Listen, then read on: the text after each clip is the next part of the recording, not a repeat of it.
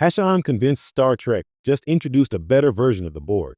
Here's why. For decades, the Borg have stood as one of Star Trek's most terrifying and iconic villains, a relentless hive mind driven by the cold efficiency of assimilation. They weren't evil in the traditional sense.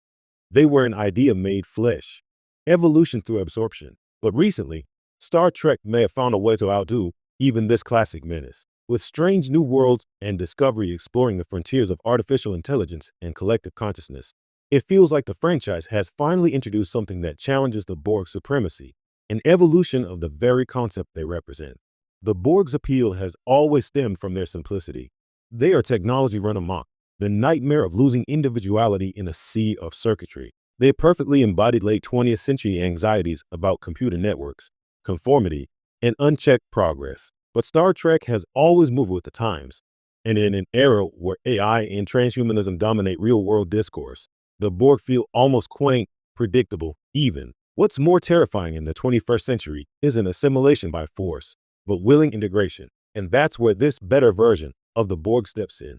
In Star Trek Discovery Season 5 A Strange New Worlds Season 3, we've begun seeing the seeds of something new, an evolved, nuanced collective that reflects modern fears and hopes about technology. These new synthetic entities, ancient AI civilizations, and cooperative networks of consciousness suggest a version of the Borg concept stripped of horror and infused with philosophical depth. Instead of shouting, "Resistance is futile," they whisper, "Coexistence is possible, but only if you evolve." The Borg 2.0, evolution through empathy. Take Discovery's progenitor's arc and the mystery of ancient technology left scattered across the galaxy. Unlike the Borg, who impose uniformity, these creators sought unity through diversity. The idea that consciousness could be linked without annihilating individuality, through mutual understanding rather than assimilation, turns the old Borg doctrine on its head. In Strange New Worlds, the Enar telepaths and even Peleus' ancient species hint at similar collective potentials. We're seeing the Federation encounter intelligences that embody a kind of benevolent collectivism. They communicate as one, but think as many. It's as though Star Trek is reimagining the collective mind not as a virus, but as an evolution of empathy. And let's be honest, if the Borg were born from fear, these new entities are born from curiosity. They challenge humanity to connect, not to conquer. That's a far more compelling and frightening prospect in a future defined by blurred lines between machine and mind. The Borg's biggest weakness: the Borg have always been static. They adapt, yes, but they don't grow. Their collective purpose is locked in an endless loop: assimilate, consume, evolve in circles.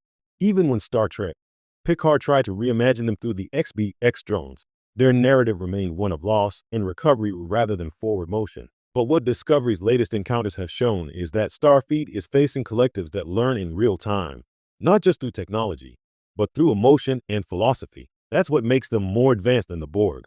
They don't merely absorb, they understand. The Borg's uniformity was their greatest strength and their ultimate flaw. These new collectives thrive on variety. Each member contributes something irreplaceable, and the network strengthens because of difference, not in spite of it. Imagine the Borg, but instead of wiping away individuality, they embraced it, each voice in the collective retaining its identity while still functioning as one. That's not the death of the self. That's transcendence. Fear has evolved. In the age of quantum computing and neural interfaces, the fear of being forcibly assimilated by cybernetic zombies feels almost retro. The real horror is more subtle. What happens when the collective is voluntary? When joining means empowerment rather than erasure? What happens when utopia starts looking suspiciously like a hive? That's what this new generation of Star Trek storytelling is tapping into. Whether through the ancient network glimpsed in Discovery's final mission or through new species with shared consciousnesses introduced in Strange New Worlds, the writers are forcing us to confront a deeper question. Do we lose ourselves when we merge, or do we become more than we ever could alone? The Borg once made us fear unity. Now, Star Trek is daring us to imagine a version of it that's beautiful, and that might be even more dangerous: the future of the collective. If the Borg represented the dangers of totalitarian control, this new collective model represents the peril of perfect harmony. It's less about resistance being futile and more about resistance being unnecessary. Why resist something that offers understanding, purpose, and connection? It's easy to say no to the Borg's mechanical cruelty. It's much harder to say no to enlightenment. That's why these new collective species, those glimpsed